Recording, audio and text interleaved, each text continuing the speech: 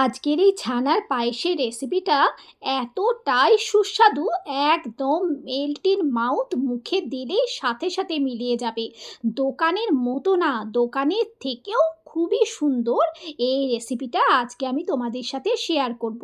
তোমরা যদি মিষ্টি লাভার হয়ে থাকো তাহলে এই রেসিপিটা তোমাদের অবশ্যই খুবই পছন্দ হবে। চলো রেসিপিটা দেখে নেওয়া যাক। হেই এভরিওয়ান, কেমন আছো তোমরা সবাই? পিয়ালি রন্ধনশালায় তোমাদের সকলকে স্বাগত জানাই।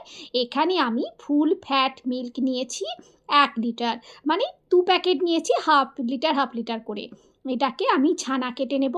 ছানা কাটার জন্য আমি নিয়েছি ভিনিগার, আর ভিনিগারের সাথে মিশিয়েছি জল। মানে 2 চামচ যদি ভিনিগার নাও তাহলে তোমরা 4 চামচ জল মেশাবে। এই রেশিওতে ভিনিগারের সলিউশনটাকে তৈরি করে নিতে হবে।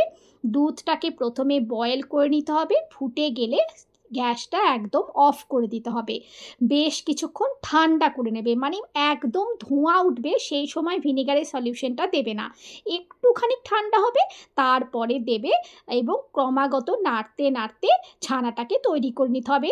ছানাটাকে আমি এখানে ছেঁকে রেখে দিয়েছি। এদিকে আরও হাফ লিটার দুধকে আমি এখানে জাল করতে বসিয়ে দিলাম। এটাকে বেশ কিছুটা ঘন করে নেব। দেখতেই পাচ্ছ দুধটা অনেকটা ঘন হয়ে এসেছে। এই সময় এখানে দিয়ে দিচ্ছি এলাচ গুঁড়ো। এলাচটাকে আমি চিনির সাথে বেটে নিয়েছিলাম, যাতে খুব সুন্দর এটা একটা দানাটা না থাকে, মানে ভালো মতো গুঁড়ো হয়ে যায়। এবার এখানে মিশিয়ে দিচ্ছি আমি কনডেন্স মিল্ক। কনডেন্স মিল্ক না থাকলে তোমরা গুঁড়ো দুধও ব্যবহার করতে পারো। আমি কনডেন্স মিল্ক দিলাম। আরও ভালোভাবে দুধটাকে আর একটুখানি ফুটিয়ে নিচ্ছি।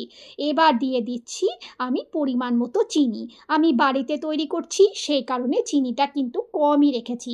এটাই তো বাড়িতে মিষ্টি তৈরি করার পজিটিভ দিক, কি তাই না? মিষ্টিও খাবো, অথচ সুইটনারটা আমরা নিজেদের ইচ্ছা মতো ব্যবহার করতে পারবো।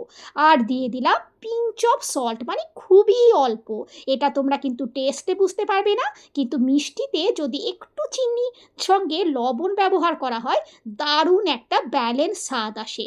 এবার ঘন করা দুধের মধ্যে মিশিয়ে দিচ্ছি আমি তৈরি করে রাখা ছানাটাকে। ছানাটাকে একটু হাতে করে ভেঙে ভেঙে আমি মিশিয়ে দিচ্ছি। আবারও ভালোভাবে নাড়তে থাকবো। খুব বেশিক্ষণ ফোটানোর দরকার নেই, একটুখানি ভালোভাবে ছানার সাথে দুধটা মিশে গেলে আমরা ওপর থেকে দিয়ে দিচ্ছি পেস্তা কুচি, আর এখানে দিয়ে দিচ্ছি 1 টেবিল স্পুন মতো গোলাপ জল। গোলাপ জলটা দিলে খুব সুন্দর একটা গন্ধ আসবে। এটা তোমরা চাইলে দিতেও পারো, না চাইলে নাও দিতে পারো। এবার কিন্তু এই স্টেজেই আমরা ভালোভাবে মিশিয়ে নেওয়ার পর নামিয়ে নেব। খুব ঘন করবে না, কারণ ছানার পায়েসটা যখন আমরা ফ্রিজে রাখবো ঠান্ডা হয়ে যাওয়ার পরে আরও ঘন হয়ে যাবে। তাই এখনই যদি খুব বেশি ঘন করে ফেলি তাহলে তখন একদমই শক্ত হয়ে যাবে। ব্যাস, ছানার পায়েস আমাদের তৈরি।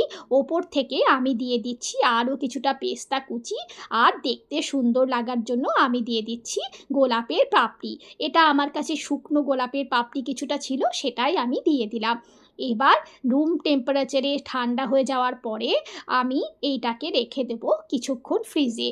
মোটামুটি 2 থেকে 3 ঘন্টা ফ্রিজে রেখে দিলেই ছানার পায়েসটা খুব সুন্দরভাবে সেট হয়ে যাবে। আমি এটা ওভারনাইট ফ্রিজে রেখে দিয়েছিলাম। পরের দিন দেখো ছানার পায়েসটা কত সুন্দর সেট হয়ে গেছে। এত অপূর্ব এর স্বাদ হয়, এত সুন্দর খেতে, যেন দোকানের স্বাদকেও হার মানাবে, বলে না দিলে কেউ ধরতে পারবে না। একবার অন্তত রেসিপিটা বাড়িতে অবশ্যই ট্রাই করে দেখো। আর ভালো লাগলে আমাকে কমেন্ট করে জানিও।